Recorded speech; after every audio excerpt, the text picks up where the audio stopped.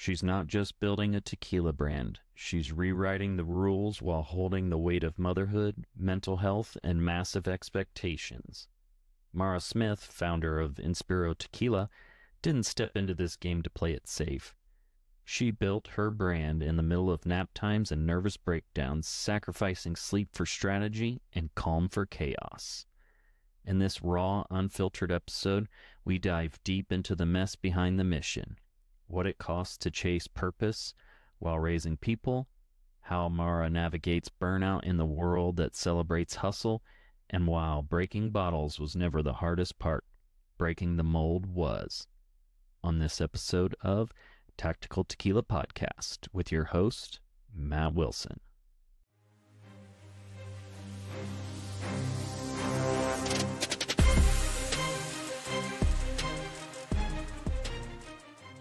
If you enjoy the show, hit the like button, subscribe, and share it to your social media platforms. Thanks for tuning in and enjoy the show. Welcome back, everyone. We have a good show planned tonight. We have Mara Smith on, and Mara Smith didn't just launch a tequila. She launched a rebellion against a burnout, balance, and playing it safe. As a mom, founder, and relentless visionary behind Inspiro Tequila, she's rewriting what it means to lead with purpose in a world that demands everything. This episode dives into the grit behind the glass, the pressure behind the smile, and the cost of building something that actually means something.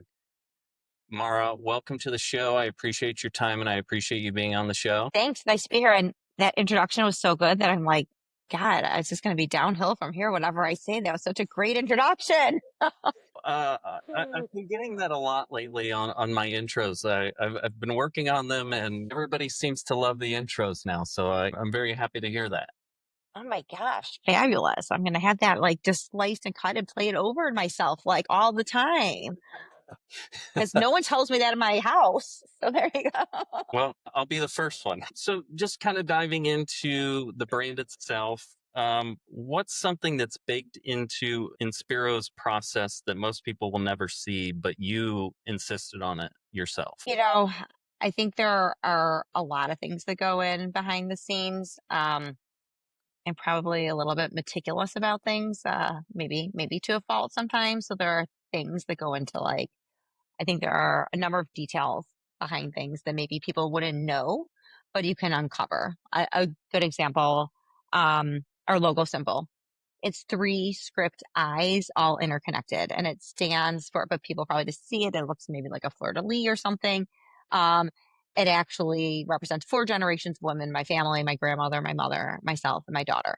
So it was all those little details, the fun things that you get to think about and,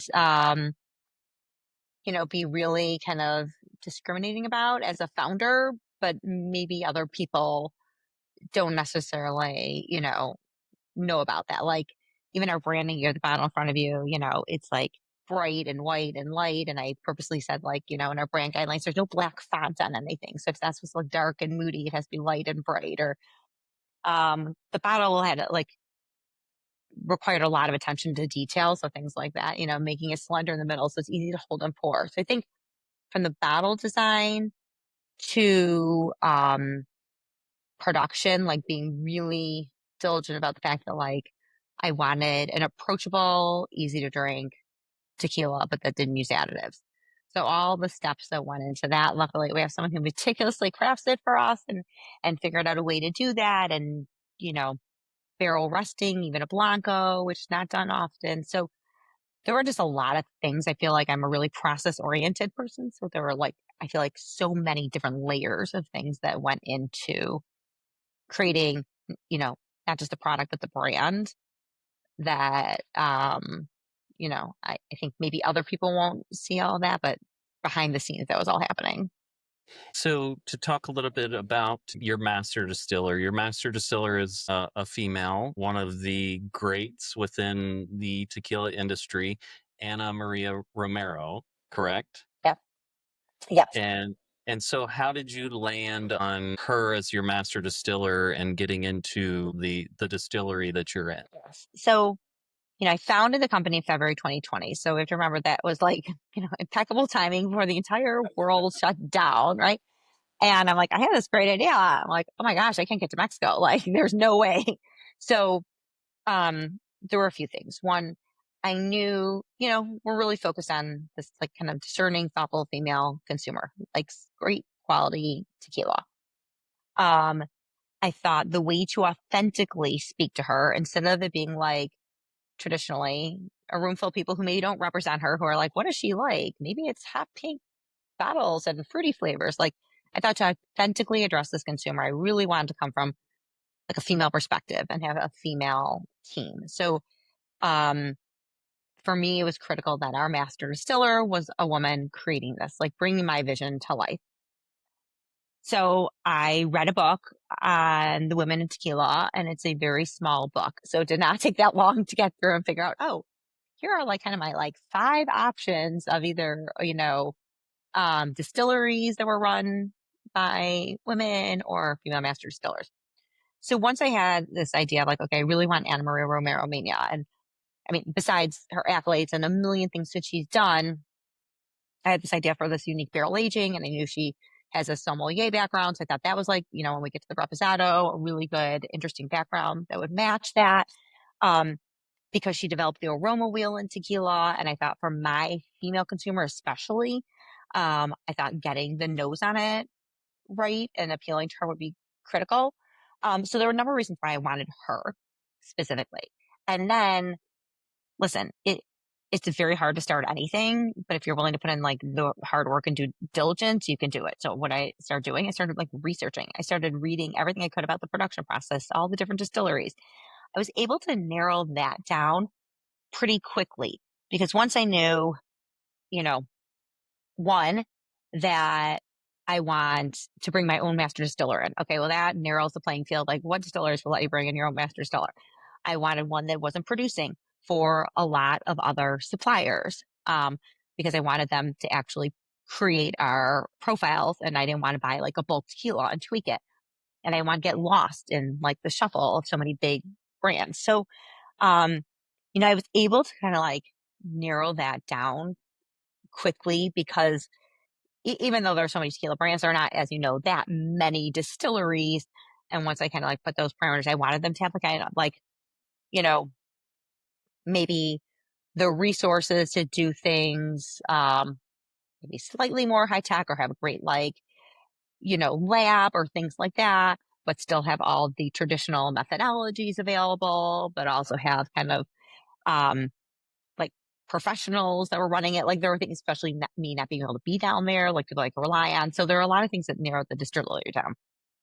And then to get to Anna Maria, um, I got connected, one connection leads to another connection leads to another connection. So I got connected to some people who had started another tequila brand.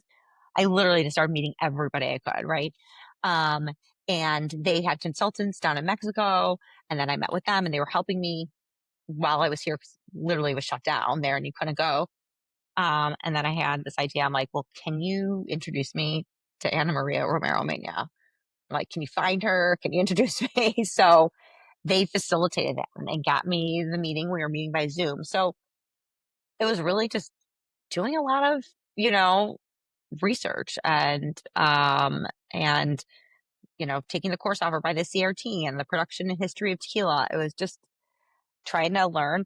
It was COVID, and although I had three kids homeschooling, so my house was absolute chaos, I did also have a lot of time to just start learning as much as I could.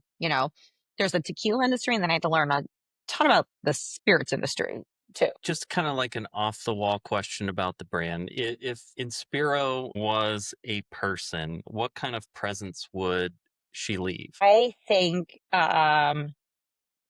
she would leave like a feeling of being like very determined. I think like behind it is like a lot of determination.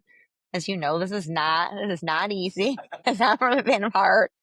Um, you don't do things and you don't, have a startup because you want some kind of like, life balance.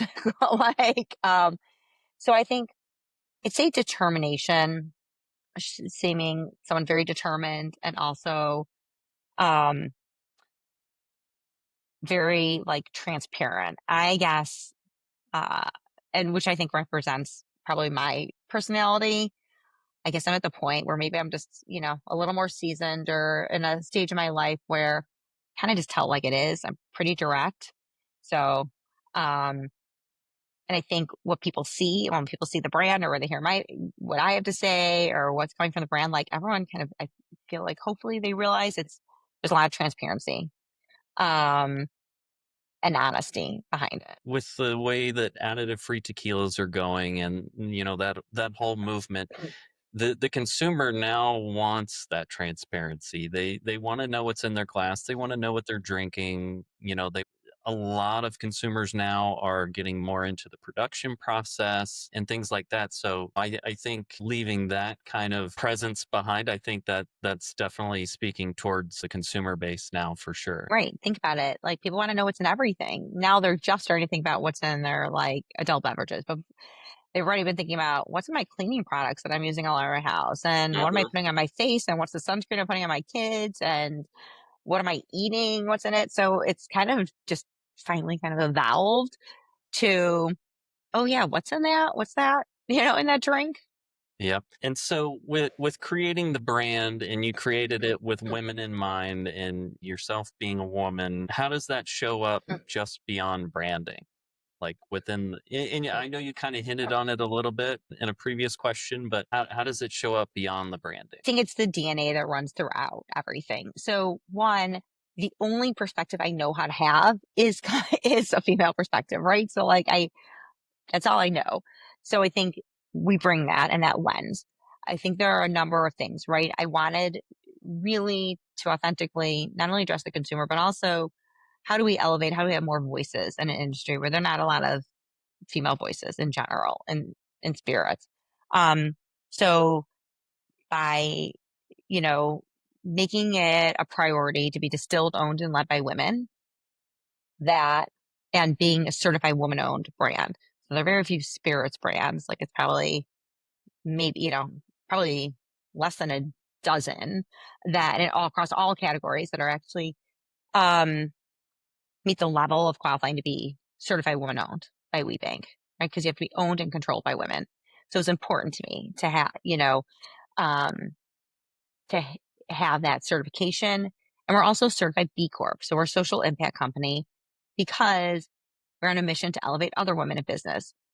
So I just looked at this as not just the branding and who we're talking to, but a way to like work with other women. Like it became really clear to me early on, and you don't have to read a lot to know like, okay, women have get less funding. It's harder to get credibility. There's a lot of like confidence issues. So there's so many things behind female founders. And I was like, what can we do to also support that entire ecosystem? So by being a certified B Corp, that means that it's within like the whole brand ethos from like who we work with, who we want to partner with, who we want to collaborate, the rooms we want to be in. Um, and so I think it's kind of like beyond just the brand. It's like the whole, like, I feel lifestyle and feel of everything we do. I like that. And if a consumer was to taste Inspiro and they said it tastes like something bigger, what would you hope that that something bigger is? Well, if I was going to be like very, like a practical person about like the bigger, I would say like, I like when people say, when they describe it as clean, I like that because I like that they already get that clean feeling. If I was going to be more like of a theoretical description of bigger, I would say inspirational. Um, I think there are a lot of women who hearing my story somehow inspires them, which I like so appreciate. And when anyone reaches out and tells me that, I'm like, really? But I think, seeing someone who's like a mom of three kids re-enter the workforce, and it doesn't matter what company it is that I started, if it's a tequila company or not, kind of tequila, like really, but that's cool. But just making that transition from being out for over 16 years and coming back and starting something. And that means a lot to me that if there's someone else I can say like, hey, you actually can do it. Like it's scary, it's hard, but that it's possible. Um, Seeing a pivot in a career So for other women to see like, oh, it's, a career pivot or adding more female voices to an industry where generally, you don't hear from a lot of women. So any of those things, if they see that as like, if they would describe it as like inspiring them, that would probably be the most meaningful. I would agree, and even the same on my end. Having that impact and having people that view the show or listen to the show, and I'm out at an event and they're like, "Hey, we love your episodes," and I'm blown away by wait, you listen to the show? So Totally. If people come up to me now, I was at events yesterday and they're like, oh, I saw your product, I bought it. And like, or oh, I've, connected with you on LinkedIn. I follow you. And I look at them like, oh my gosh, you're not related to me. That's like so exciting. So kind of going into how you started it in February of 2020, right at the beginning of COVID. Also balancing being a mom and everything else you have going on in the house. What's the first sign that you see that you're running on fumes? And how do you course correct that? So I'd say one of those is the easier part of the question than the other. Um, I know when I'm running on fumes when it's like too many like events in a row, and when I'm leaving the last one, I find like everything, there's nothing left in me. Like, because it's not just going, but I'm talking the whole time and meeting people, and I have to like, I have to bring it and the whole time. And once you're like 4 days in a row like that, that's probably for someone who is a natural introvert, that is like, that takes a lot of energy. Um, and so that's kind of where I see like, oh my gosh. And then coming back at those end of those nights and then still getting through emails and feeling like there's things that aren't done and answered. Like that's usually when I can feel that. Um, course correcting is something I've not figured out. Um, that is what I would say. I try and set parameters mostly around my time because, right, it's like something has to give.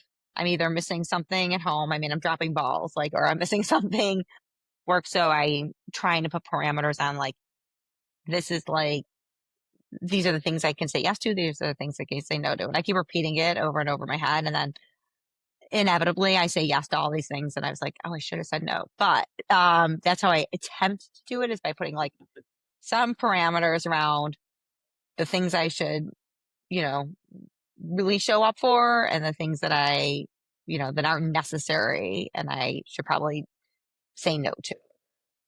And talking about parameters, so when everything hits you from all angles, family life, CEO, distillery stuff, when it all hits you from every angle, what boundaries do you set in order to refuse to break? There are a few things. One, it's like a very small moment of my day, but it's something that I like am very religious about. I make matcha every single morning. And it maybe takes 5 minutes, but I actually whip it, like put it with the whisk and the whole thing. But like that is like my little ritual. And I drink my matcha in the morning. Obviously, when I'm traveling and I can't do that, but it's like just that moment. I mean, I also usually try and work out before everyone gets up in my house and watch some like stupid show while I exercise in the morning. Again, next week or whatever, I'm going to be in Mexico. Like that's not going to happen. Right. But when I'm home, I try and have those little moments. And then kid wise, like two of my kids are older now. I have one still home and he's 13. And one thing I try and put around there is like, if I'm around for any game and I'm in town, that I'm going to be there. So, that's something that I try and guard my time around that. So if it's basketball games, baseball games, that if I'm in town, I'm going to, be there because I am well aware that those moments are fleeting and go really fast. That they do. Talking about that and the process from start to now, is there ever been a point or a moment that stands out that has actually had you consider walking away from it? Gosh, I'm sure there have been many of those moments. It's, you know, I work more now than I did when I was an associate at the largest law firm in Chicago. So, um, and I don't have a great delineation between my personal and professional life because like it's my baby and I'm all in and everything. Um, I do think it's a very big transition. So there's a few things. Like one, you have some like a lot of startup founders, they're coming like right out of college or grad school and they don't, maybe have like all these other life responsibilities and they can totally focus on that. And I'm coming in later, not only having those responsibilities, but having been home for a long time where I managed everything. So it was a very big transition. I'm not saying it wasn't necessarily, part of it was good for my kids to have to learn a lot of independence and doing things for themselves. But it's a very major transition for everyone in my house or, my husband and my children for me to all of a sudden who's like handles everything around all the time. Whatever you need, I'm running out, getting back, to all of a sudden they're like, wait, you're not home. Like literally it's the reality of my life. I was at a meeting yesterday and then an event and I had to leave my 13-year-old. He was home for a few hours for my daughter to get home. And of course, that's when like one of the smoke alarms starts beeping. It was just running out of battery, so it's beeping, beeping. He's freaking out. There's smoke alarm. I'm at an event trying to figure out what he does about the smoke alarm. So like those are the moments where it's like everyone's used to me being very readily available, and I'm often not now. So you know, I'm getting over a little bit of that like guilt part of it, but that happens, of course it's when I leave that the smoke alarm, or today I had to leave for an event and I was waiting for package. And 10 minutes after I leave is when, and again, he's home and someone's ringing the doorbell and knocking on the door because they're supposed to deliver a package. And he's calling me freaking out. There's someone at the door checking the ring camera. I don't, like, so it's, that is kind of a different reality for everybody in my house. With that and things not going as planned or the chaos in the household, how do you mentally reset after something like that? Yes. On the one hand, having kids is chaos all the time. So it prepares you for entrepreneurship. I say that like no day ever goes as planned. And that's kind of the same with startup life. Um, and, I think then for me, it's like, okay, yesterday I was gone that time. Today I was going to go to bed. I went like later. I was home all day. Then I made sure there's coverage. Like it's planning. I think probably maybe doing more planning. It's hard. It's summer. So like someone who's at school all day is now like home. So it's like, and I can't run like camp mom, even though that'd be nice. But so I think now it's like, okay, well, I'm going to take extra time or I'm going to be around or I'm going to be around all morning and available and things like that. So I just think I have to balance more. Like when I'm traveling, especially if I travel, then I come back. Well, then I'm not going to do any events. After that, I'm going to make sure I'm home, you know, the next few days, or I don't travel back to back weeks or things like that. So I think for me, it's trying to figure out like the give and take. And it's not just because of like guilt or the firm. Like I want to be there. I don't want to miss all those times. So, um, and I'm not going to feel great about it if I feel like I'm like gone too long. So I try and make trips. Like I go back and forth quickly. I've been back and forth even to Mexico for production over like a 2-day period. Like I take the first morning flight out and leave my house at 4 a.m. and get the, and take the first morning flight, home a couple days later. So like I try and make things like that. Like any trips I can make as short as possible. Um, anytime and now I can have someone like we find brand ambassador, someone can fill in for me if I can show up for the first part of it, but not stay maybe till the very end. So I'm trying to figure that out too. Again, I think it's a little bit about guarding your time and figuring out what the best use of your time is, which I think takes, as a first time entrepreneur and founder, I think that it's a big learning curve, just figuring out how to do that well. As a first time entrepreneur and building the brand, what's one part of building the brand that no one warned you about but should have? Gosh. Um, there are so many things that I just don't even think you could possibly know till you're in the thick of it.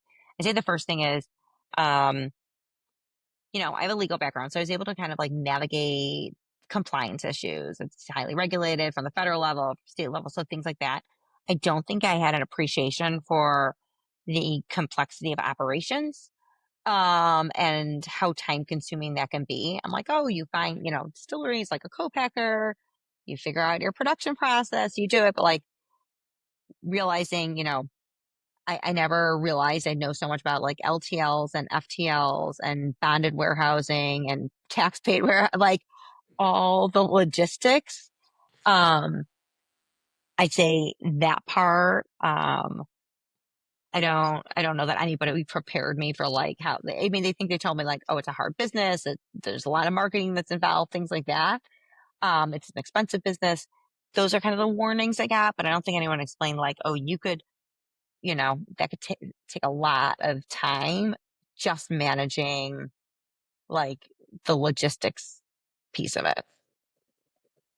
Diving kind of into motherhood, you've touched a little bit on it throughout the show, but what's one thing about motherhood that the business world still doesn't Gosh, respect? there's so many things. So I feel like I talk about this a lot now because when I started Inspiro Tequila, I brushed over the fact that I was a stay-at-home mom for over 16 years because I thought that would like ruin my credibility. People would be like, why is this mom of three? Like, what does she know? Why is she getting into tequila? Who is she?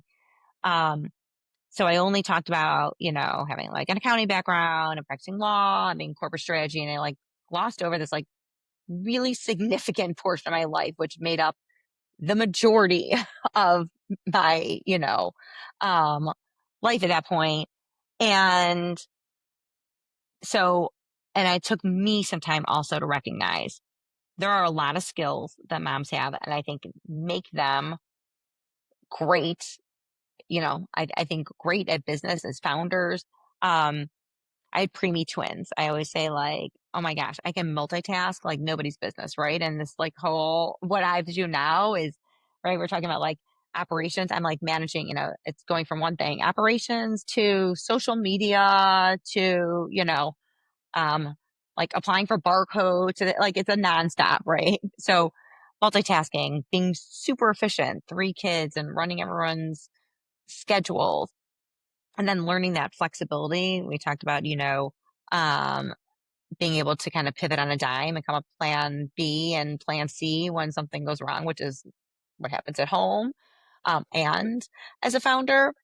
So I, I think I reflected exactly what I think society also, how they view it generally, is that was all lost time and that, did I, and that, okay, well, you did stuff beforehand. And I think it takes a mindset shift to realize, okay, you still have all the skills you had before you were a mom or a parent, and you probably developed a lot of other skills. Listen, I would hire, talk about brand ambassadors. I would hire a team of mom brand ambassadors any day. I know they're going to show up. They're going to be, like be responsible, be respectful. Like I would like be very confident, putting my brand in a bunch of mom brand ambassadors' hands. And in talking about family, has your family ever called you out for being too busy? And what did that moment teach you? I get that a lot. My 13-year-old is great at like laying on the guilt. So all the time, like he'll be like, well, it was your fault. You weren't home and whatever. Like, um, so yes, he can lay it on really thick. So like anything that he did wrong is like, well, that's because you weren't around. You didn't show me how to do it, or you didn't tell me, or like he forgot his papers at or school. He's like, well, you didn't go over with it, So I get it like all the time. He's like, well, you're gone. So, um, I think now I also look at it like, okay, everyone has to take responsibility for themselves more. I read the book by Tiffany Dufu, like Drop the Ball, early on when I started this, and I thought it was perfect. It's kind of like figuring out what's a good use of your time and not. And I remember my older son, time he was in high school, like, I need new pants for this. And I kind of looked at him, I'm like, you should go online and order them because that's not a good use of my time. So I then learned to kind of push back and give them some of those things again, just like events in certain parts of the business that aren't like a great, maybe sometimes use of my time and I should be doing something else. It's the same at home. Like some of those things, I'm like, you guys could do that. That's not like really, you don't need me for that. That's not a great use of my time. So I think I learned to do that more and say that more. Um, and, but I also think, even though they like are constantly, they like to give me, excuse my language, a lot of shit for like not, you didn't answer, you weren't here, you didn't answer your phone because you're at an event or whatever, and doing stuff.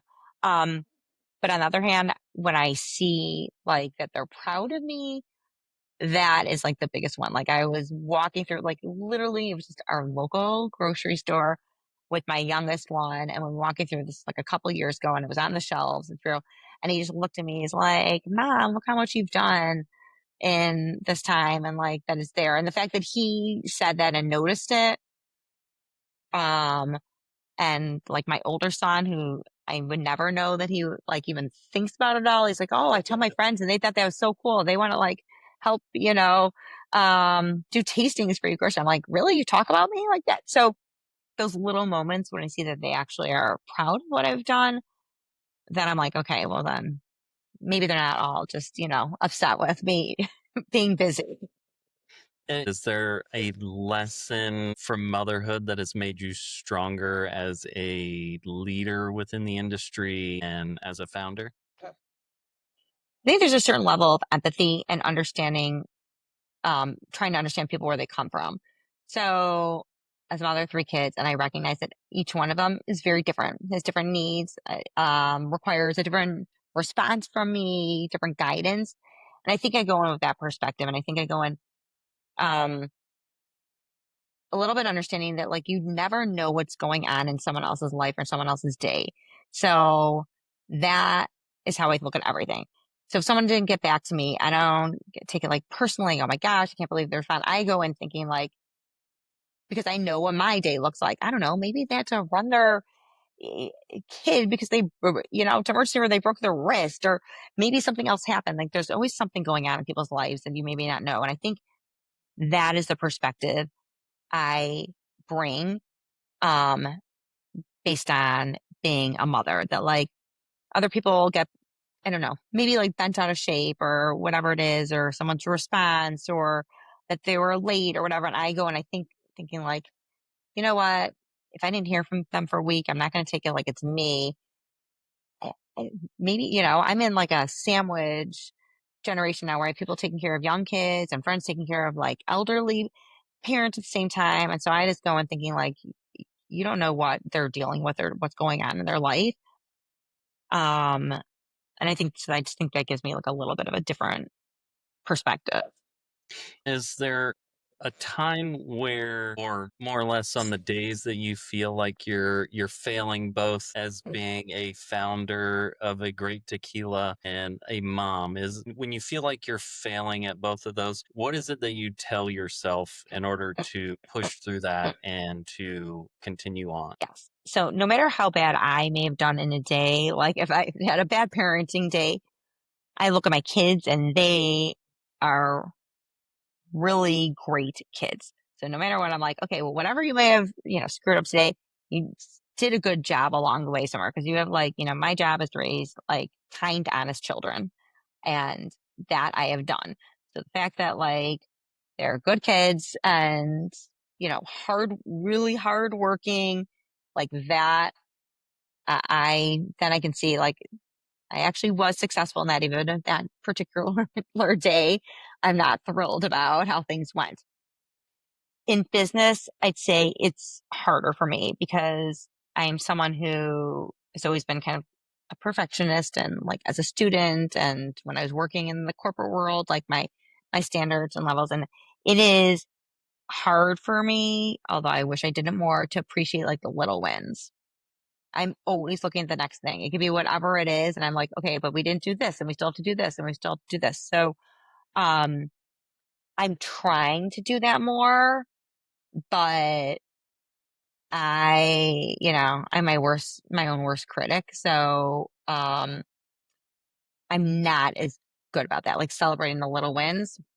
It's like, I'm the person, oh, that went great. Oh, good. That was like one little like win. And then I'm like, I, I will, you know, kind of think about and overthink like whatever the bad thing is that went wrong way longer than celebrating, the wins.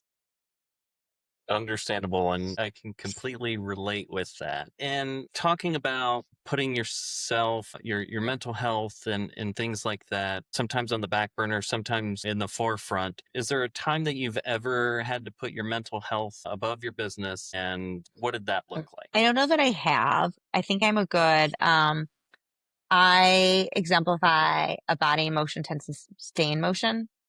So, right. That's kind of like if you stop for a second, that's probably where you like let yourself, kind of like, Where everything catches up to you. I need, yes. And I'm probably someone who continues to go, go, go.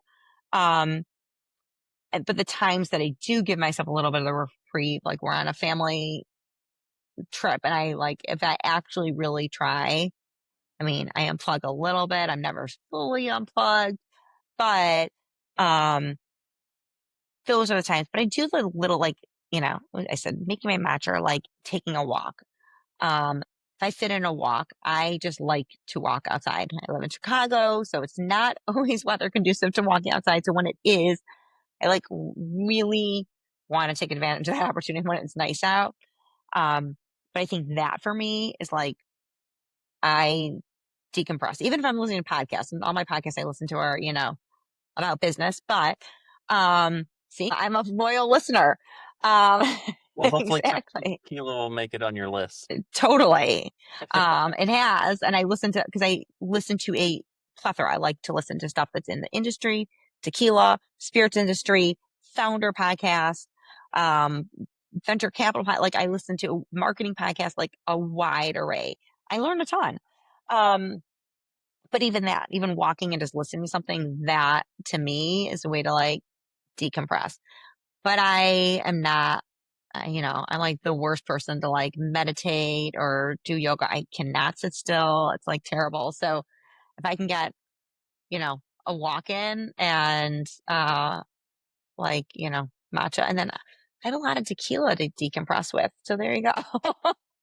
Hey, I know the feeling. Having a podcast and it being about tequila, I get to sample and drink a plethora of tequila to decompress and talk to people such as yourself in order to help that decompression. Yeah. See? Throughout everything, has there been a moment, or do you consistently see yourself with a relationship in having perfectionism? And how do you manage wanting to make sure that everything is perfect, but in the end, everything's not going to be perfect? Yes. Um, I think that's been a good learning experience for me with this, um, having the company, because I definitely decided there's some things that aren't going to be perfect and should just be done. And I had to let go of. Like I rewrote every social media caption for every post. And I'm like, you know what? I don't know if anyone else is reading these captions. I don't know why I'm like rewriting them all, right? Because I have a certain tone of voice and I have a certain way to speak and a certain way to write. Um, so there's some things now that I'm like, it's just better done. And I just give it to someone, let them handle it, and it's done. And it may not be exactly how I would do it. I try and live by the Sarah Blakely quote that if someone could do something 80% as well as you can, let them do it. And so that's something I'm like really try to go up. There's certain things that I have like standards that um I'm not gonna like spend on, like when we talk about transparency, like if you see us collaborating or making a drink or doing something, it's like a brand that I truly like. Because if they send me something and I try it and I don't like it, we don't do it. So there's certain things that like still have to pass my, standards. But on other things, I'm like, you know what? If it's not the exact right thing or perfect, that's fine. Um, and done is better than perfection. So I've really tried to incorporate that in like what we do. Um, Now the next big shift would be if I could like get over that for myself, like my expectations of myself and wanting things to go, be perfect. That's a whole nother story. But with the company, I realized that like, you know what, if it's not everything's going to be exactly, I went to an event tonight. They were making drinks. The person running the event, this is her cocktail she loves, and she wanted the cocktail. It was not a cocktail that I would particularly want to drink. 'Cause I don't like sweet drinks. But you know what? All the women were loving it and drinking it. So who am I to say that they should just drink a tequila soda because like that's what I would drink, So those things I like let go. Just a off the wall question here. Neat on the rocks or in a cocktail, and if it's a cocktail, what cocktail? Yes. So it depends on the expression. So actually, interestingly enough, for each expression, I have a different way to drink it. So Blanco, um, I like on the rocks with a splash of soda. I don't make cocktails. I'm a terrible mixologist. In fact, when they have me making cocktails of things, I'm like, you don't want me to make cocktails because I'm terrible. I only drink tequila and soda or tequila on the rocks. I don't add a lime, nothing. It's not my thing. That's why I wanted a easy to drink clean tequila. But I love cold drinks. So in general, my matcha drink in the morning is cold. My coffee in the afternoon is cold. Like I like cold drinks. So that's why I like ice and I like a little fizz. So, with soda. If I'm drinking a reposado, that I like just on a cube. Like one big cube is preferable or on the rocks. Again, just because I like it cold better. Um, but I don't like to mix it with anything. And then if it's our añejo, that's the only one that I actually think ice just ruins it because it's such a unique and like great expression that's the only one that I always only drink it neat. Okay. When the online platforms only show the win, but not necessarily everything that goes into it or the war behind it, how do you stay grounded? Yes.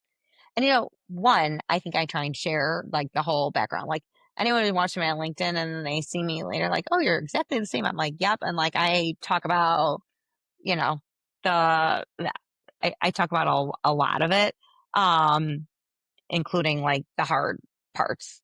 Like I have a LinkedIn post coming up that's like the fun and fundraising is a misnomer. It's not fun. So I try and be like very realistic behind the scenes.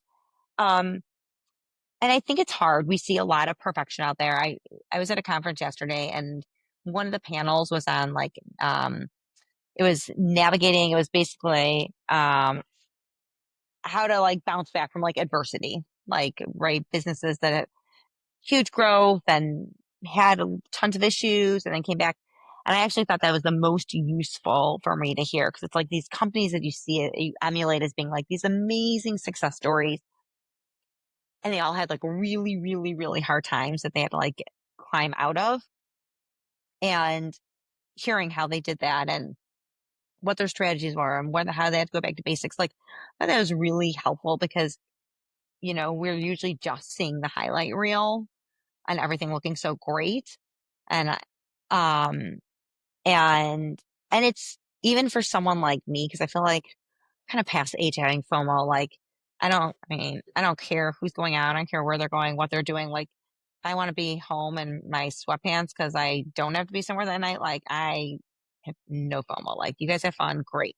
Um, so those are the only times though that I look at things. I'm kind of like, oh, how'd they get that? Or they got some like huge, account or something. I'm like, those are the times where I see those things. And it is hard not to have them be like, oh my gosh, how they have it so easy and they got it. Um, but I always take a step back and think usually behind all those stories, which is why I listen to so many founder stories on podcasts. Almost everybody like has gone through, it's almost everybody would say it's the same roller coaster ride. Uh, And it's hard. with talking about success, is there something that you've had to unlearn about success in order to stay sane in your journey? It's a great question. And I'm trying, everyone has everyone has different, like, I think, kind of things they strive for and definitions of what they think success is, right? So some people it's money or power or notoriety. Like I actually think for me, it's probably like respect. And that was something that's been very hard earned in an industry where I'm a total outsider. Um, and again, I don't really take things very personally. The only thing I take personally, like ever, is if I get a negative response to someone like trying the product or not, and I get like some, or I did like one tasting and this guy was like, that is the ugliest bottle I've ever seen. I was like, wait, what? What do you mean? What do you mean? How is it the ugliest bottle? Everyone loves the bottle, like that hit me. So it's Mm-hmm. about the product. Everything else, I kind of like, okay, it doesn't matter what you say to me. I don't care that much.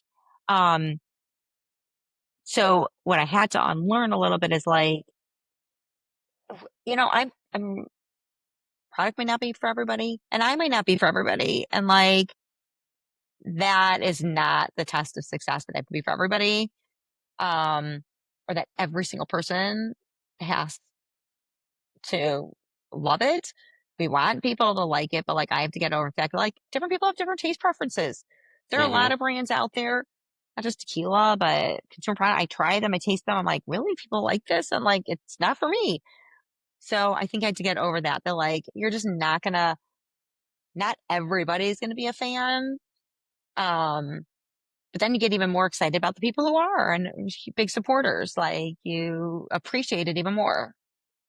Yeah, I would agree. And I think that, of course, everybody is entitled to their own opinion. But when it comes to the things that they may not like the bottle, but if you understand and appreciate everything that goes behind it and the stories, I think there's a greater appreciation for it. And I think that maybe those people that are like, oh, I don't like the bottle, maybe they just don't look at it through a rose-colored lenses, if you will. But I think if more people understood the process behind everything, the stories behind these tequilas and your tequila, I think that everybody would start to have a deeper appreciation for not only what they drink, but also the work and the sweat and everything that goes into making something like this.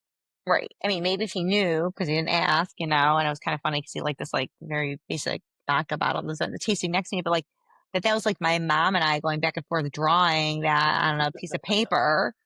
And I wanted it to be clear in the middle, so transparency and the white and the gradient, like how much effort and like we wanted to do Mhm. that and like how it had like significance, maybe then. But people have listen, it's the same as coming. I also had to learn like I- you're an outsider to an industry. I get a lot of questions, like what do I know? How am I in it? I get a lot of questions that I think maybe some male founders in the same industry don't get.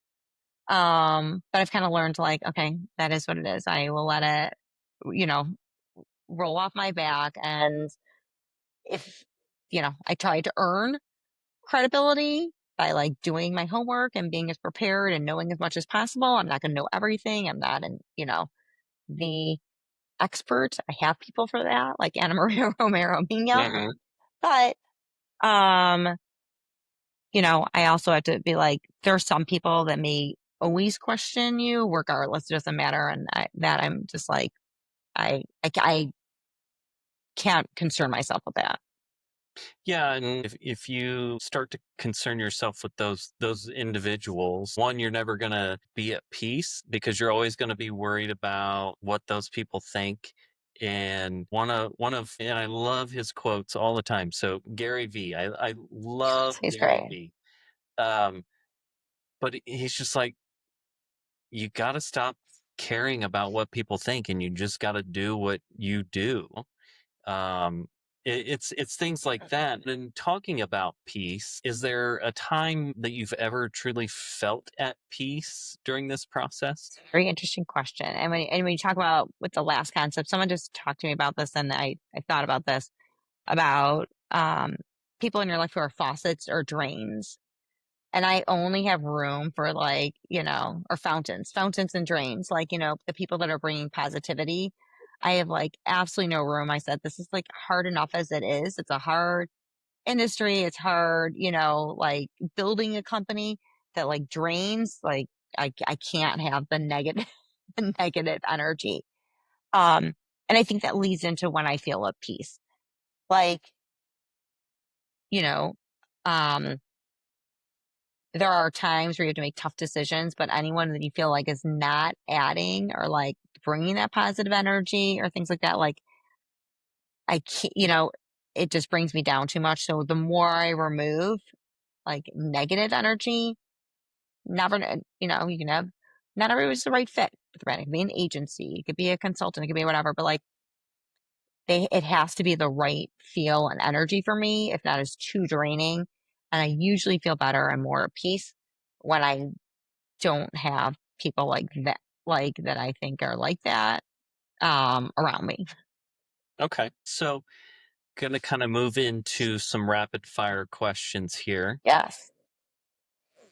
Guilt or grind, which one's harder to shake? Grind, What's more brutal, mom judgment or business rejection? business rejection. Last time that you truly checked out, and how did you feel about it? We were on a trip to Japan, just a few weeks ago.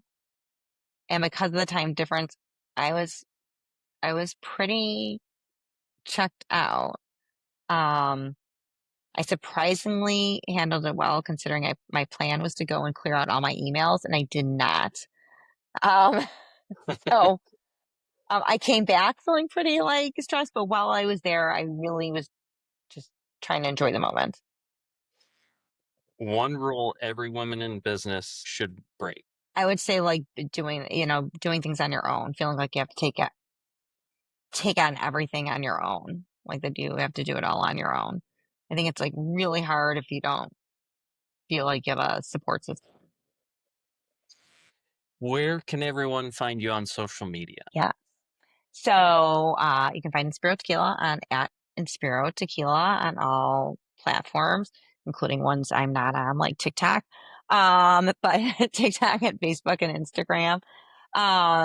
You can find us online at www.inspirotequila.com, and you can find me on LinkedIn. So LinkedIn is more my jam, but the great people do social media, but I'm a big LinkedIn fan.